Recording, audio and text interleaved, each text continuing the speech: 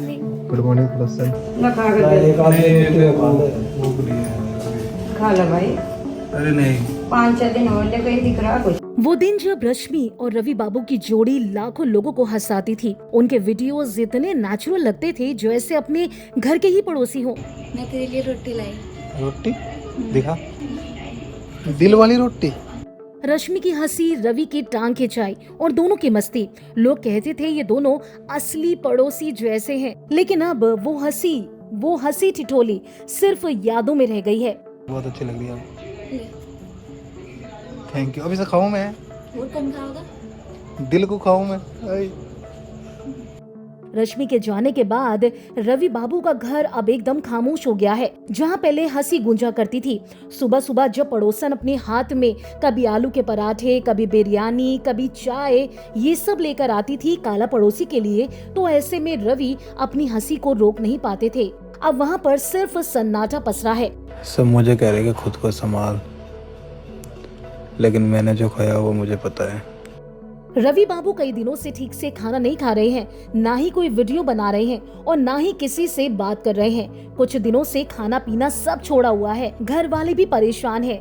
बार बार रवि को समझा रहे हैं कि रश्मि की यादों को दिल में जिंदा रखो, लेकिन जिंदगी में जिंदा रहना भी बहुत जरूरी है।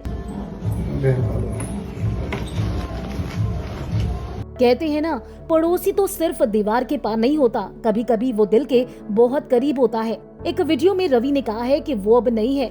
मेरे घर का दरवाजा अब कोई अरे पड़ोसी जी कहकर नहीं खटखटाएगा। उनकी आवाज में वो टूटन साफ महसूस होती है। उन्होंने कहा, मैं वीडियो कैसे बनाऊंगा? जिसके साथ हंसता था वो अब नहीं रही। हाय पड़ोसी, गुड मॉर्निंग। गुड मॉर्निंग प्लसन। रश्मि के चाहने वाले भी लगातार कमेंट कर रहे हैं, रवि भैया हिम्मत रखिए, हम आपके साथ हैं। रश्मि अब ऊपर से आपको देख रही होगी।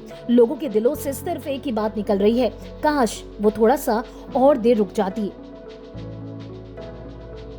अब रवि बाबू सुबह की चाय अकेले पीते हैं क्योंकि उनके दरवाजे पर कोई उनके लिए चाय बनाकर नहीं लेकर आता है। रवि ने कई बार बताया, अब कैमरे के सामने बोलने की हिम्मत नहीं होती। लगता है सब कुछ फीका है। फीका इसलिए है क्योंकि रवि की वीडियोस को ज्यादातर इसलिए पसंद किया जाता था क्योंकि रश्मि उन वीडियोस में नजर आती थी।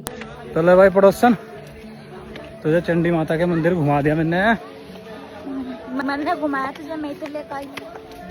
रश्मि की हंसी और जिस तरीके से वो काला पड़ोसी को छेड़ती रहती थी, यही उनका कंटेंट था जो सबसे अलग था। पड़ोसी का कहना है कि अब ना हंसी आती है और जब आती है तो आंखें भीग जाती हैं। रश्मि के पुराने वीडियोस, वो हंसते हुए लहजा, वो मासूमियत, वो काला पड़ोसी बोलकर छेड़ना, अब हर वो वीडियो देखते वक्त रवि की आंखें भर आई हैं।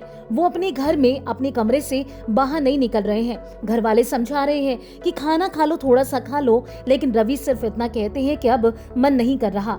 ना खा के दे। खा लो भाई। अरे नहीं, 5-6 दिन और ले कहीं दिख रहा कुछ। रवि ने बार बार कहा, वो सिर्फ मेरी वीडियो पार्टनर नहीं थी, मेरी दोस्त थी, मेरी फैमिली थी। और कुछ लोगों का तो ये भी कहना है कि दोनों जल्द शादी भी करने वाले थे क्योंकि दोनों को एक दूसरे का साथ काफी पसंद आता था।